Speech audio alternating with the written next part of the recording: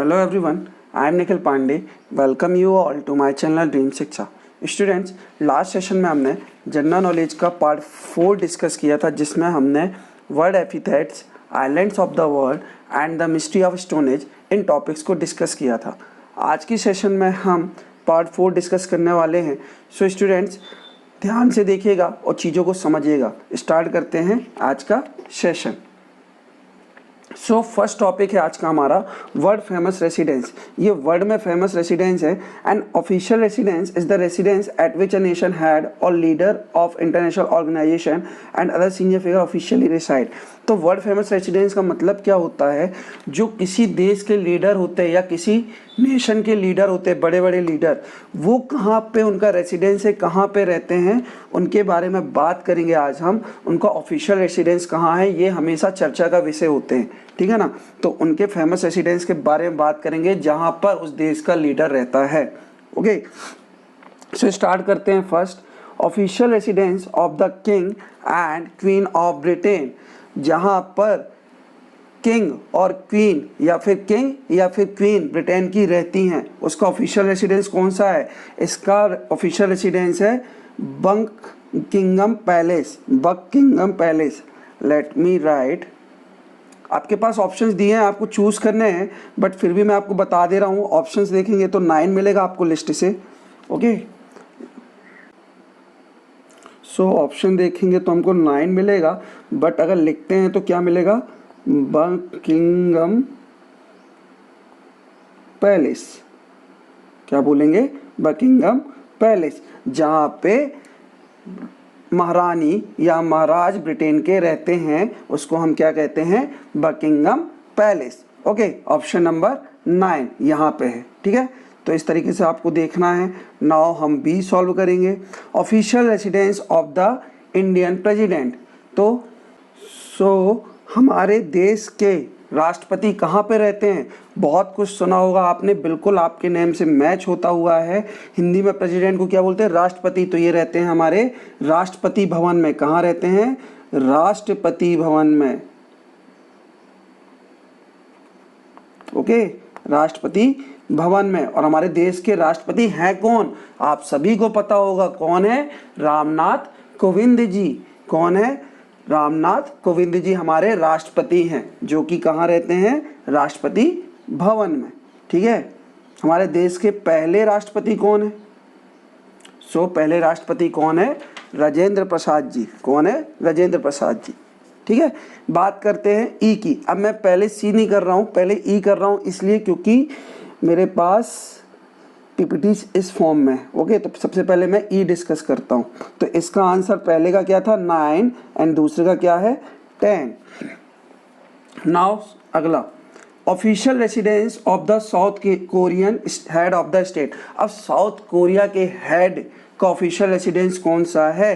कहाँ रहते हैं साउथ कोरियन के हेड? बताइए कहाँ रहते हैं? तो वो रहते हैं ब्लू हाउस में। साउथ कोरियन के जो हेड रहते हैं वो कहाँ पे रहते हैं? ब्लू हाउस में। Option number 1। ऑप्शन नंबर 1 कहाँ रहते हैं? ब्लू हाउस में। ओके, तो ब्लू हाउस, ऑप्शन नंबर 1 ये टिक कर दिया मैंने। Next, official residence of the president of France. अब फ्रांस के प्रेसिडेंट कहाँ पे रहते हैं? बहुत ही फेमस जगह है ये भी। कहाँ रहते हैं फ्रांस के प्रेसिडेंट? एलिस पैलेस में रहते हैं। देखिए ये दिख रहा है, एलिस पैलेस में रहते हैं। कहाँ रहते हैं? एलिस पैलेस, ठीक है। तो कहाँ रहते हैं फ्रांस के प्रेसिडेंट? एलिस पैलेस में। तो ये ऑप्शन नंबर आप कौन सा चूज करेंगे इसके लिए?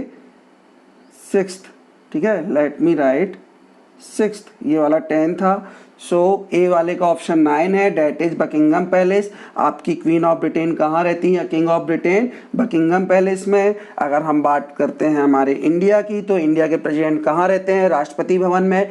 बात करते हैं अगर हम साउथ कोरिया के हेड की, तो साउथ कोरिया के हेड कहाँ रहते हैं? ब्लू हाउस में। कहाँ रहते हैं? Blue house. आप इसको कैसे याद रख सकते हो? हमारे इंडिया के साउथ में क्या मिलता है? हमारे इंडिया के साउथ में समुद्र है, जो कि समुद्र का पानी कैसा होता है, ओशन का पानी कैसा होता है, ब्लू होता है। तो साउथ कोरिया का हेड कौन है, ब्लू। साउथ कोरिया के हेड कहाँ रहते हैं, ब्लू हाउस में। ऐसे करके रिलेट करके आप याद रख सकते हैं। बात करते हैं अगर फ्रांस के प्रेसिडेंट कहाँ रहते हैं, तो ये रहते हैं एलिस पैलेस में। तो फ्रांस के प्रेसिडेंट कहाँ रहते हैं, एलिस पैलेस में। तो फ्रांस के प्रेसिडेंट ऐसे होते हैं, आप ऐसे रिलेट कर सकते हो, फ्रांस के प्रेसिडेंट ऐसे होते हैं, इसलिए ये कहाँ रहते हैं, एलिस पैलेस में। ओके, बात करते हैं next. Official residence of the president of the USA, बहुत ही फेमस है। यूएसए के प्रेसिडेंट कहाँ रहते हैं बताइए, सी कर रहा हूँ मैं। यूएसए के प्रेसिडेंट कहाँ रहते हैं, option number A, that is white house में रहते हैं। कहाँ पे रहते हैं, व्हाइट हाउस। ठीक है, ये तो बहुत ही फेमस है। कहाँ रहते हैं, व्हाइट हाउस में रहते हैं। ठीक, let me take a red pen. Okay, so option will be 8th option. Okay, now next मैं फिर बात करता हूँ डी की, formal residence of the Russian president. अब रशिया के प्रेसिडेंट कहाँ रहते हैं, अब बात करते हैं रशिया के प्रेसिडेंट की। ठीक है, आपकी सी का ऑप्शन नंबर 8 है, व्हाइट हाउस। ओके, लिखते जाइएगा।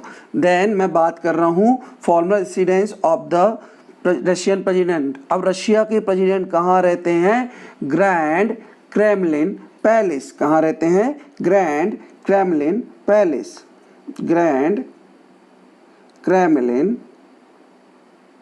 देन पैलेस तो आपको पता ही है, तो आप लिख सकते हो, लेकिन मैं थोड़ा सा लिख देता हूँ।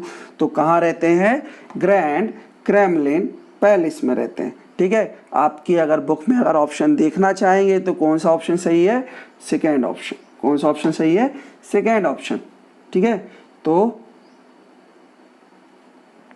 कौन सा रशिया का प्रेसिडेंट कहाँ रहते हैं, ग्रैंड क्रेमलिन पैलेस। याद कर सकते हो, रशिया सबसे बड़ा देश, पूरे विश्व में सबसे बड़ा देश कौन सा है, सबसे बड़ा नेशन कौन सा है जिसका सबसे ज़्यादा एरिया है, कौन सा है, रशिया।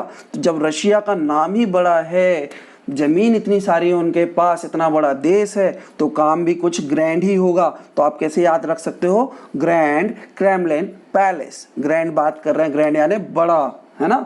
चलिए बात करते हैं अगली, official residence of the president of Argentina. तो अब अर्जेंटीना के प्रेसिडेंट कहाँ पे रहते हैं, हम जी डिस्कस कर रहे हैं। क्या डिस्कस कर रहे हैं, जी। चलिए अब आप बात करते हैं अर्जेंटीना की। तो अर्जेंटीना के जो प्रेसिडेंट है वो रहते हैं पिंक हाउस में। ठीक है, अर्जेंटीना के जो प्रेसिडेंट है कहाँ रहते हैं, पिंक हाउस में। कैसे याद रख सकते हो, अर्जेंटीना अर्जेंटीना के लोगों को पिंक पसंद है, इसलिए वहाँ के प्रेसिडेंट कहाँ पे रहते हैं, पिंक हाउस में। कैसे याद रख सकते हो, अर्जेंटीना के लोगों को पिंक पसंद है, इसलिए वो कहाँ रहते हैं, पिंक हाउस में। Private residence of the Swedish royal family. अब हम स्वीडिश रॉयल फैमिली का प्राइवेट रेसिडेंस की बात करेंगे। इनका प्राइवेट रेसिडेंस कहाँ पे है, स्वीडिश वाले देश की बात कर रहे हैं। अगली कंट्री कौन सी है, स्वीडिश। तो यहाँ पे आपका ऑप्शन नंबर 4, ड्रॉट निन गोलम पैलेस। ड्रॉट निन गोलम पैलेस में रहते हैं स्वीडिश के प्रेसिडेंट, ड्रॉट निन गम गोलम, सॉरी गम नहीं, गोलम पैलेस। तो ड्रॉट निन गोलम पैलेस, है ना। कहाँ पे रहते हैं स्वीडिश के प्रेसिडेंट, प्राइवेट रेसिडेंस है एक, जो कि है ड्रॉट निन गोलम पैलेस के नाम से फेमस है, वो इस टाइप से दिखता है। ठीक है ना, तो ड्रॉट निन गोलम पैलेस कहाँ के लिए, स्वीडिश के लिए। ठीक, समझ में आ गया।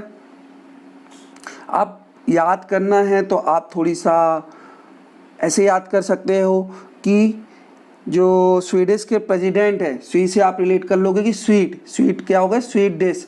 तो स्वीडिश के जो प्रेसिडेंट हैं वो स्वीट डिश खाते हैं कि नहीं, ये हमें क्या है, डाउट है, इसलिए ड्रॉट निन गोलम पैलेस। इस तरीके से भी याद रखा जा सकता है कुछ वर्ड्स रिलेट करके। The man residence of the emperor of Japan. तो जो मैन रेसिडेंस है जापान के एम्परर का, जो जापान में राज करते हैं, उनका क्या है बताइए। Third that is Tokyo imperial palace. उसको किस नाम से जाना जाता है, टोक्यो इंपीरियल पैलेस के नाम से जाना जाता है। देखिए, टोक्यो इंपीरियल पैलेस। अब आपको तो ये इस तरीके से क्लियर हो गई होगी कि जो जापान का जापान की जो कैपिटल है उसको क्या बोलते हैं हम? टोक्यो। ठीक है, ठीक, तो इस तरीके से आपको याद हो गया टोक्यो इंपीरियल पैलेस। तो third option is the right answer. Last one is the official residence of the secretary general of United Nation. तो हमारे सेक्रेटरी जनरल जो यूनाइटेड नेशन का है उनका ऑफिशियल रेसिडेंस कौन सा है बताइए? शूटोन पैलेस। कौन सा है? शूटोन palace. That is option number 5। United Nation के जो सेक्रेटरी जनरल हैं उनका ऑफिशियल रेसिडेंस कौन सा है? शूटोन पैलेस। क्या होगा? शूटोन पैलेस। ओके, तो इस तरीके से हमने वर्ल्ड फेमस रेसिडेंस को डिस्कस कर लिया। ठीक है, तो आपको अब इसको याद रखना है, ध्यान रखना है। ध्यान करने के लिए आप कुछ भी रिलेट कर सकते हो अपने आसपास से। ओके, चलते हैं नेक्स्ट। सो अब हम बात करेंगे ग्रेट एम्परर इन हिस्ट्री, मतलब कि बहुत ही फेमस राजा महाराजा जो हमारे इतिहास में है या हिस्ट्री में है उनके बारे में। ठीक है, तो एज सच यहाँ पे पजल दी हुई है, आपको नीचे अक्रॉस एंड डाउन में कुछ क्वेश्चंस दिए हुए हैं, उनके आंसर्स करके इस पजल को फिलअप करना है। ठीक है, तो मैं आपको क्वेश्चंस आंसर्स बताता हूँ। ठीक है, सो फर्स्ट क्वेश्चन अक्रॉस में देखते हैं, पहले अक्रॉस के पूरे फिलअप कर लेते हैं। The most brutal emperor in the history of world, he founded the Mongol Empire by successfully conquering almost all part of Central Asia and China. तो बात करते हैं हम सबसे पहले, ब्रूटल मतलब होता है निर्दयी। कैसे? क्रूर, बहुत ही निर्दय टाइप के, जिनको दया नहीं आती। एक बहुत ही निर्दय शासक था हमारे हिस्ट्री में, हमारे पूरे विश्व के इतिहास में सबसे ब्रूटल मतलब सबसे निर्दयी आदमी था ये। ही फाउंडेड द मंगोल एम्पायर, इसने क्या किया? मंगोल एम्पायर को बनाया। क्या करके? पूरे सेंट्रल एशिया और चाइना में कब्जा करके, है ना। पूरे सेंट्रल एशिया को अपने अंडर में ले लिया और चाइना को भी अपने अंडर पे ले लिया। कैसे ले लिया? लोगों को मार के, जीत के, इस तरीके से इसने अपने अंडर पे ले लिया। ठीक है, तो कौन थे वो? तो इन्हें बोलते हैं जिनेश खान। किस नाम से जानते हैं? जिनेश खान। तो लेट मी राइट जिनेश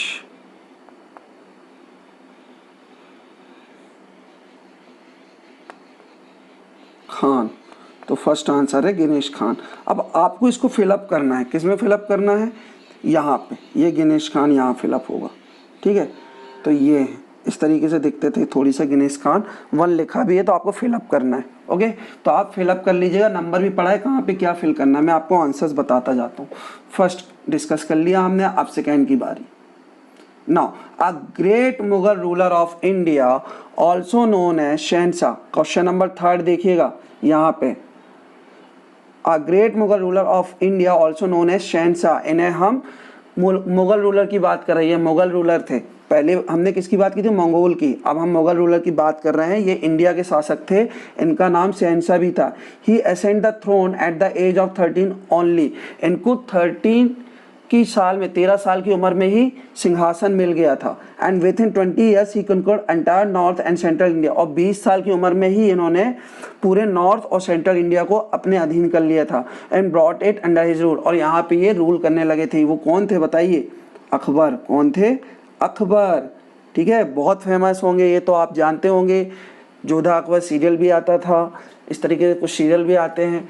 तो अकबर बहुत ही फेमस थे। इन्हें 13 साल की उम्र में ही, बहुत ही छोटी उम्र में इनको सिंहासन भी मिल गया था। ठीक है, इनको हम मुगल रूलर के नाम से जानते हैं और इनको शहंशाह भी बोला जाता था। नेक्स्ट क्वेश्चन नंबर 5 आपके इधर पे 5। अब हम 5 डिस्कस करेंगे, 3rd डिस्कस कर लिया। Now 5th one. This great woman ruler lived in the time of Shakespeare. She was the Queen of England and Ireland from the year 1558 till her end. Her rule is known as the Golden Era of Britain. So, ये उस time की है जब Shakespeare हुआ करते थे। तो इन्होंने उस समय शासन किया था। ये वो महिला है जिन्होंने शेक्सपियर के टाइम पे शासन किया था। She was the queen of England. ये क्वीन की, ये महारानी थी इंग्लैंड की और आयरलैंड की। कब थी? 1558 से जब तक ये जिंदा रही तब तक ये वहाँ की महारानी रही हैं। ठीक है, her rule is known as the golden era of Britain. ये ब्रिटेन का गोल्डन एरा कहलाता है। ये जो टाइम पीरियड था जब तक इन्होंने वहाँ पे राज किया तब तक को ये गोल्डन एरा के नाम से जानते हैं ब्रिटेन के लोग। वो कौन थी? Queen Elizabeth. कौन थी? क्वीन एलिजाबेथ, उनका नाम था Elizabeth.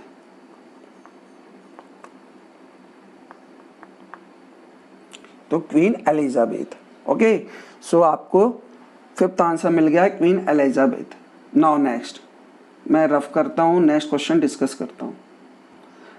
He was the last king to conquer Britain, which then grew up to become the empire on which the sun never set. So he is known as the dash, the conqueror in history. So अब बात करते हैं एक और शासक थे, इनको हम बोलते हैं कि ये लास्ट किंग थे ब्रिटेन के, जिन्होंने ब्रिटेन को जीता था।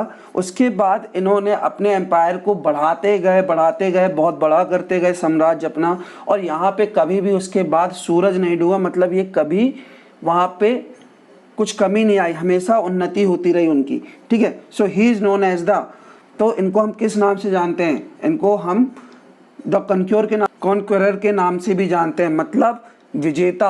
ये इनको फेमस कर दिया गया क्योंकि इन्होंने इतना जीता कि इनको विजेता ही बना दिया गया, इनका नाम ही विजेता रख दिया गया। ठीक है ना, तो क्या हो गए? विलियम्स। कौन है वो? विलियम। ठीक है, इनको विजेता के नाम से जानते हैं, है ना, जो कि हमेशा जीतते उसे हम क्या कहते हैं? विजेता, है ना, विनर। तो ये कौन थे? विलियम। मैं इसको प्रॉपरली लिख देता हूँ, विलियम।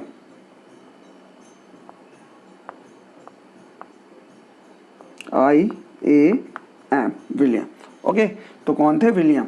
बात करते हैं नेक्स्ट, तो इसको आप लिख लीजिएगा, 7th क्वेश्चन था। Now we will discuss 8th, next question, 8th one. The great Mauryan king ruled India from 268 to 232 BC. He led the usual violent life of a king in his early days. Later he turned to the non-violent life of a Buddhist after seeing the brutal devastation of his attack on Kalinga region. तो एक मौर्य साम्राज्य के या Maurya dynasty के एक king थे जिन्होंने India में 268 से लेके 232 बिफोर सेंचुरी तक यहाँ पे राज किया था। इन्होंने बहुत ही, मतलब ये भी बहुत क्रूर थे, इन्होंने बहुत ही वॉयलेंट लाइफ जी। वॉयलेंट यानी वॉयलेंस करते रहते थे, हमेशा लड़ाई झगड़े करते रहते थे, नए नए किंगडम बनाने के लिए, नई नई जगह को कैप्चर करने के लिए। Later he turn to the non violent life of a Buddhist. बाद में इन्होंने थोड़ी सी चेंज हो गए, पूरी लाइफ इन्होंने लड़ाई झगड़े किए, साम्राज्य को बढ़ाया, अपने किंगडम को ग्रो किया, बहुत बड़ा किंगडम स्टैब्लिश्ड किया। उसके बाद इन्होंने बुद्धिस्ट के कुछ को अपना लिया। बुद्धिस्ट को जब अपनाने के बाद इन्होंने क्या कर दिया? लड़ाई झगड़े छोड़ दिए, बिल्कुल मतलब नॉर्मल ज़िंदगी जीने लगे, शांति से जीने लगे। ऐसा चेंज कैसे आया? कलिंग में इनका युद्ध हुआ था, है ना। कलिंग में जब ये युद्ध करने गए थे, वहाँ पे बहुत सारे लोगों की उन्होंने जब मृत्यु देखी, लाश देखी, एकदम से उनके माइंड को एक अटैक हुआ।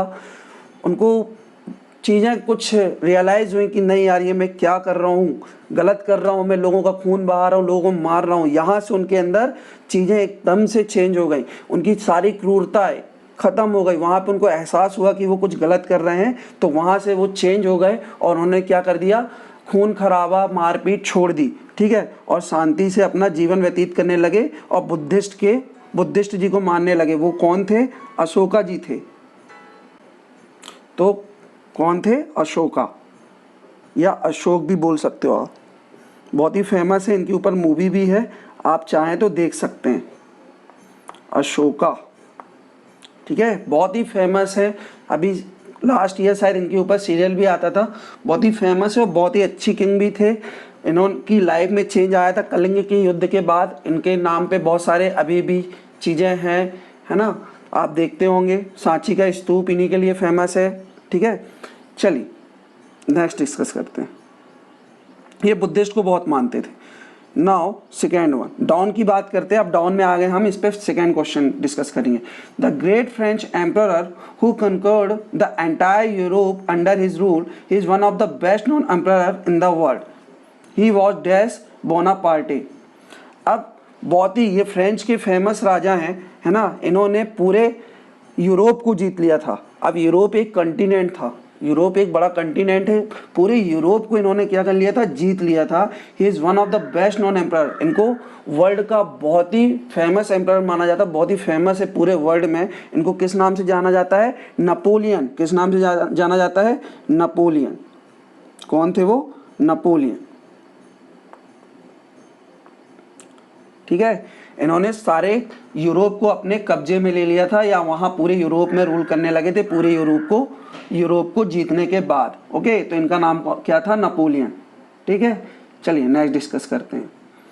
Bye the age of only 30 this emperor built a great empire starting from the Greece to the Himalayas. He was one of the most powerful and greatest emperor the world has ever seen, so rightly called Dash the Great। एक और महान emperor थे या राजा थे जिन्होंने 30 साल की उम्र में बहुत बड़ा साम्राज्य खड़ा कर लिया था, बहुत बड़ा एम्पायर खड़ा कर लिया था। कहाँ से कहाँ तक, ग्रीस से लेके हिमालय तक इन्होंने एक बहुत बड़ा एम्पायर खड़ा कर लिया था। इनको बहुत ही पावरफुल, मतलब बहुत ही पावरफुल थे ये, और ग्रेटेस्ट एम्परर थे, मतलब कि अपने टाइम के बहुत ही बड़े राजा थे। आज भी वो हमारे वर्ल्ड में, मतलब हमारे वर्ल्ड ने ऐसा कभी राजा नहीं देखा था जैसे राजा थे वो, मतलब इतना पावरफुल और इतने ग्रेट, है ना। तो कौन थे वो, उनका नाम क्या था, अलेक्जेंडर। कौन थे वो, अलेक्जेंडर। इन्होंने अपना एम्पायर कहाँ से कहाँ तक एक्सटेंड किया था, ग्रीस से लेके हिमालय तक। ठीक है ना, बहुत बड़ा साम्राज्य खड़ा कर लिया था, बहुत बड़ा एम्पायर खड़ा कर लिया था एट द एज ऑफ 13। तो इसलिए इनको हम किस नाम से जानते हैं, अलेक्जेंडर द ग्रेट। बहुत नाम सुना होगा, इनको हम किस नाम से जानते हैं, अलेक्जेंडर द ग्रेट। बहुत ही पावरफुल थे, और ऐसे एम्परर को हमारे वर्ल्ड ने कभी नहीं देखा था, हम दुनिया में कभी ऐसा एम्परर देखा ही नहीं गया जैसे अलेक्जेंडर थे। Okay, now we will discuss next. Dash the Caesar, the great nephew of Julius Caesar was the first Roman emperor. So the great nephew of Julius Caesar का मतलब कि जूलियस सीजर का भतीजे थे वो। क्या थे, जूलियस सीजर भतीजे थे। जो ये राजा थे जूलियस सीजर, उसके क्या थे, चाचा थे। जूलियस सीजर जो भी थे वो क्या थे, उसके चाचा थे।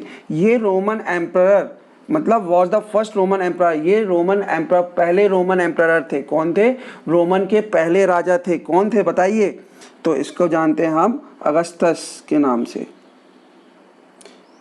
किसके नाम से, अगस्तस, AUGUSTUS। तो अगस्तस सीजर जो थे वो फर्स्ट रोमन एम्परर थे। रोमन मतलब कि रोमन के राजा थे, मतलब रोमन में इन्होंने अपना एम्पायर बनाया था पहली बार। कौन थे वो, पहला एम्पायर बना था जिसने बनाया था, कौन थे, अगस्तस। कौन थे, अगस्तस सीजर। तो इस तरीके से आपको पढ़ना था। तो आज हमने 2 टॉपिक कंप्लीट किए, world famous residence and the great emperor in history. So guys, आज के लिए इतना ही। आई होप आपको सेशन अच्छा लगा होगा और समझ भी आया होगा। अगर आपको कहीं कोई डाउट है तो आप मुझे कमेंट बॉक्स पर कमेंट कर बता सकते हैं। सो स्टूडेंट्स, आज के लिए इतना ही। Thank you. जय हिंद, जय भारत।